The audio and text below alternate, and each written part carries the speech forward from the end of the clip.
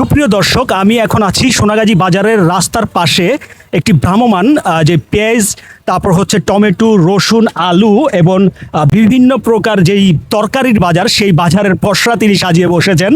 তো আসসালামু আলাইকুম, কেমন আছেন আপনি? ভালো। আচ্ছা, কত বছর ধরে আপনি সোনাগাজীতে বিজনেস করতেছেন?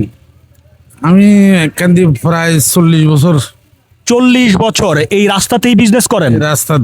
রাস্তাতে বিজনেস করেন। আচ্ছা, পেঁয়াজের কেজি কত আপনি যদি জানিয়ে দিতেন আজকে? পেঁয়াজের কেজি হলো 30 টাকা আছে। রসুনের কেজি? এই আছে 70 টাকা।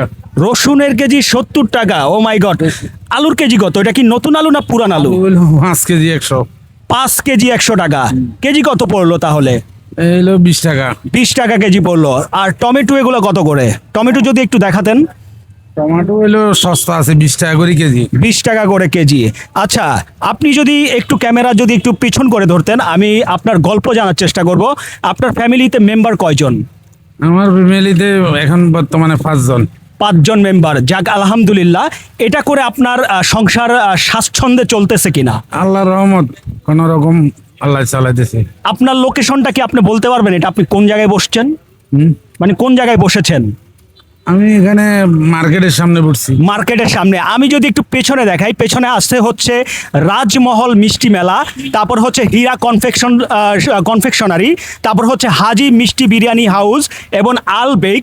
এই তিনটা যেই চলমান যে শোরুম, সেই শোরুমের অপোজিটে কিন্তু এই আঙ্কেলটি অবস্থান করছেন। তো অনেক নিত্য প্রয়োজনীয় পণ্যের যে দামগুলো, সেই দামগুলো আমি নিয়মিত আপডেট দেওয়ার জন্য এই ধরনের ভিডিও করা। তো আমি আঙ্কেলের কাছে আরেকটি জানতে চাইবো।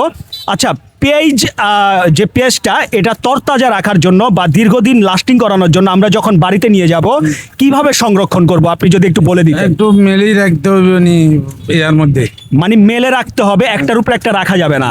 মেলে রাখলে সবচেয়ে ভালো থাকে। আর আলু কিভাবে সংরক্ষণে রাখা যায়? আলুও মেলেই রাখতে হবে। সবকিছু মেলে রাখতে হবে। এটা কি খাটের নিচে মেলে রাখবে নাকি ফ্যানের নিচে মেলে রাখবে? খাটের নিচে রাখলেও চলবো, ফ্যানের নিচে রাখলেও চলবো। ফ্যানের নিচে রাখলেও চলবে। টমেটো দীর্ঘদিন খাওয়ার জন্য কিভাবে সংরক্ষণ করবে? ফ্রিজের মধ্যে রাখতে হবে। ফ্রিজে রাখতে হবে। এমনিতে ওপেন রাখলে কি পচে যায়? ওপেন রাখলে পচে যাবো। আচ্ছা, পচে যায়। আচ্ছা আচ্ছা। আপনার আপনি কি যুদ্ধ দেখেছেন কিনা? যুদ্ধ আমি ছোট আছিলাম। আপনি ছোট ছিলেন, তার মানে আপনার বয়স আনুমানিক কত হবে?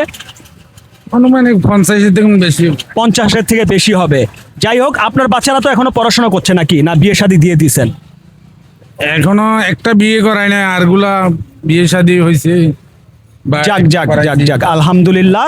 খুবই সুখের সংসার তিনি পার করছেন এই ছোট্ট একটি দোকান করে আমাদের সোনাগাজী বাজারের রাস্তার পাশে।